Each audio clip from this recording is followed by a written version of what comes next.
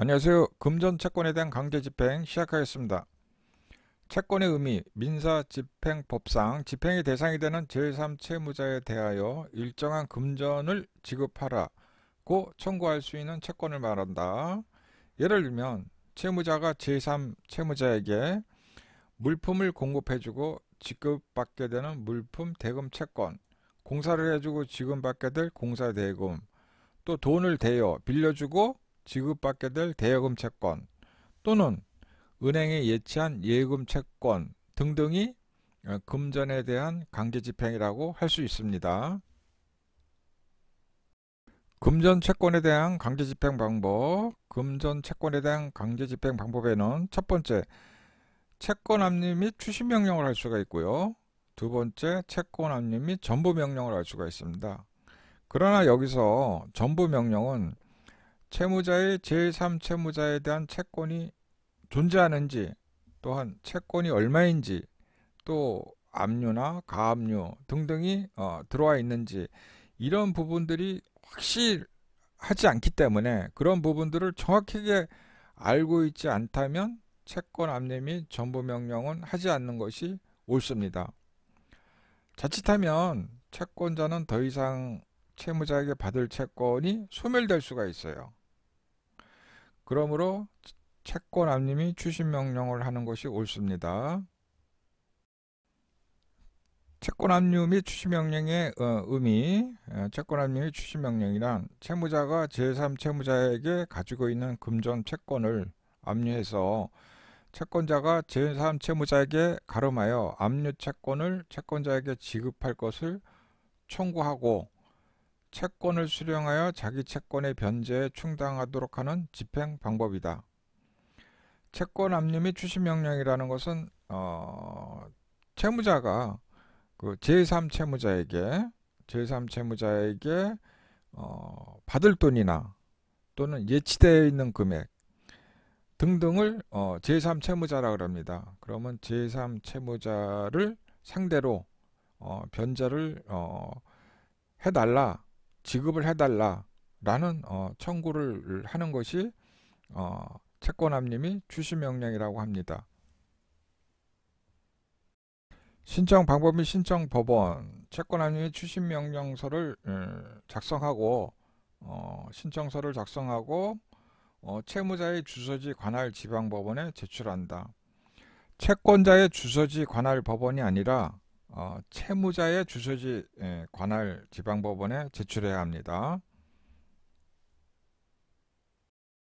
신청서에 첨부하는 서류를 안내드리겠습니다. 집행문이 부여된 집행정본과 집행정본에 첨부해야 될 게 송달증명을 첨부해야 됩니다.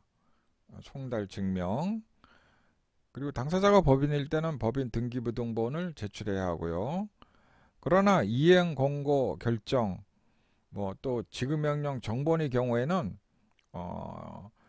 송달일 확정일이 부기되었기 때문에 집행문과 송달 증명 없이 강제 집행이 바로 가능한 겁니다. 법원으로부터 수령받은 정본 그대로 첨부할 수 있습니다. 소송에서 받은 판결문은 송달 증명을 첨부하는 것이고요.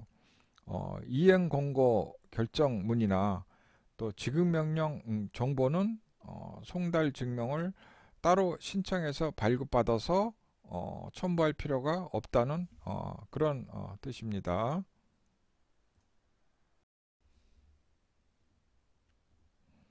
신청서가 접수가 되면은 법원은 흥결 여부를 검토를 하고 흥결이 있으면 보증명령을 다시 내리죠.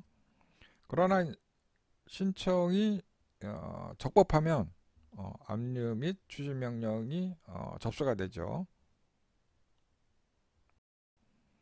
압류 및 추진 명령은 송달이 되어야지 효력이 발생됩니다. 송달이 되지 않으면 주소 명령이 다시 내려지고 주소 명령을 받은 채권자는 2주 내에 보정을 해야 합니다.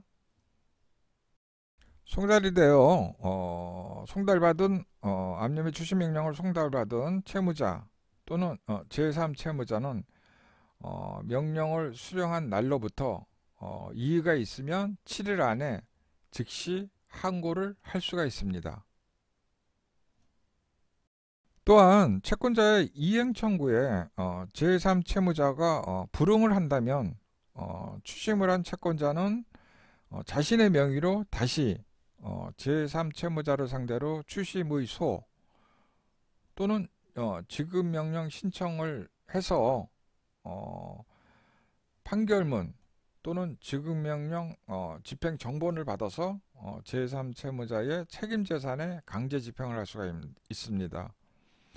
만약에 제3 채무자가 불응을 하면은 이런 과정을 거쳐야 되기 때문에 또 좀 시간이 걸리죠.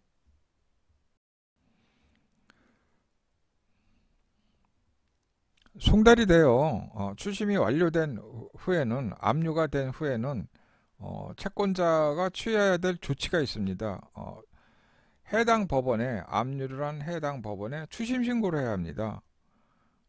추심 채권자가 채권을 추심한 때에는 집행법원에 압류 신청을 한 법원에 추심 신고를 해야 한다. 민사집행법 제236조 1항에 포함됩니다.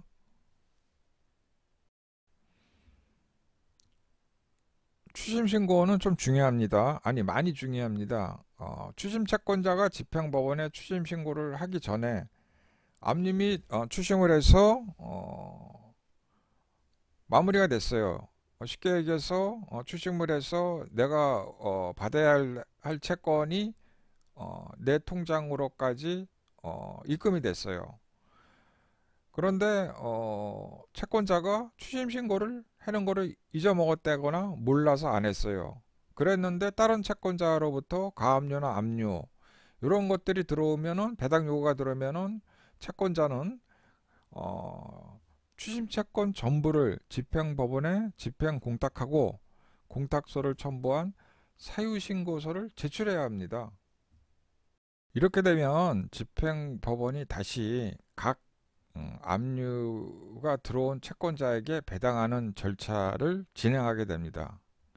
그렇기 때문에 추심 채권자는 추심이 완료가 되는 대로 즉시 집행을 한 법원에 추심 신고를 함으로써 다른 채권자의 청구를 차단하고 변제받을 채권을 다른 채권자에게 배당하는 일이 없이 마무리가 될 수가 있습니다.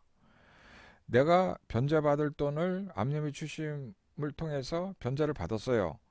그런데 내가 추심 신고를 미처 못했을 경우에는 내가 나한테 입금이 된 돈이라고 할지라도 집행법원에 집행 공탁을 하고 공탁서를 첨부한 사유 신고를 제출하게 됩니다. 그렇게 돼서 다시 각 채권자에게 배당하는 절차를 진행하게 됩니다. 그렇기 때문에 추심 신고는 가장 중요하고 마무리를 해야 할 문제입니다. 그러니까 추심 신고는 잊으면 안 됩니다. 시간적으로 금전 채권 압류가 다른 채권자들하고 비슷하게 들어왔어요. 같이 경합이 돼 버렸어요. 그렇게 되었을 때는 제3 채무자는 민사집행법 제28조 1항에 의해서 채무액을 공탁하게 되어 있습니다. 그래서 공탁을 해서 집행법원에 공탁 사유를 신고하고 집행법원은 배당 절차를 개시하게 됩니다.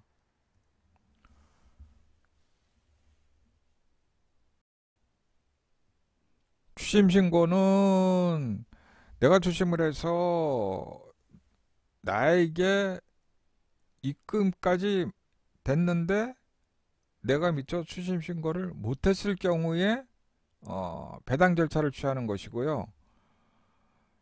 압류가 경합된 경우의 절차 이 설명은 나하고 다른 채권자하고 같이 동시에 같이 압류가 되어 버렸을 때 그때는 저 혼자 처음에 집행을 한 게 아니기 때문에 동시에 2명, 3명이 들어왔기 때문에 제3채무자, 그 금전 채권을 가지고 있는 제3채무자는 그 채권을 법원에 공탁해야 된다는 그런 뜻입니다.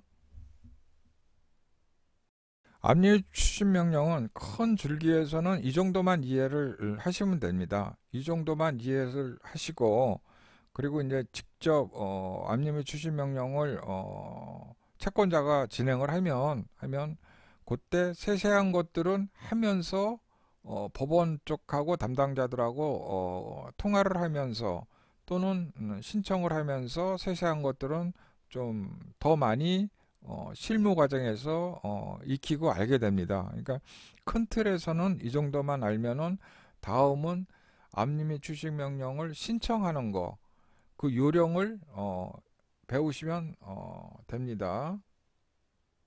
압류 및 추식 명령 신청을 할 때 처음부터 보정 명령을 받아서 초본을 떼는 것이 아니라 처음에 신청서를 제출할 때 초본을 같이 제출해야 합니다. 그래서 초본을 떼는 요령을 안내 드리겠습니다. 이렇게 강제집행 신청서에 작성을 해서 집행권원과 함께 제출을 하면 초본을 떼어주는 담당자가 신청서를 토대로 집행권원을 내용을 파악을 하고 흥결사항이 없으면 초본을 떼주는 그런 형식입니다. 채권자 이름, 주민등록번호, 주소, 그리고 채무자, 주소, 주민등록번호, 생년월일을 쓰면 안 됩니다. 집행 목적물 소재지, 집행권원, 서울중앙지방법원 판결문 또는 뭐 어디 지방법원 판결문 내지는 뭐 지급명령 정본, 그리고 집행의 목적물 및 집행 방법. 우리가 사실 집행할 것은 제3채무자를 상대로 한 압류 및 추심명령이죠. 그런데 집행 목적물 소재지를 써야 되니까, 여기를 써야 되니까 목적물 소재지에 있는 집행 가능한 유체동산, 이렇게 하나를 써주는 겁니다.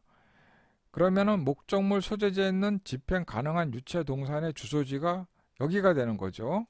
이 주소지는 채무자의 주소입니다. 그 채무자의 주소지를 쓰면 됩니다. 그리고 제3채무자를 상대로 한 압류 및 추심명령, 이거를 1, 2 사항을 두 개를 써주고요. 그리고 청구금액, 그리고 이자는 안 써도 되고요. 그리고 날짜, 채권자 이름, 도장, 그리고 이 아래는 안 써도 되고요. 그러면은 초본을 발급해주는 담당자가 집행 권한을 일부 복사를 해서 보관을 하고 집행 신청서를 토대로 해서 초본을 발급해 줍니다.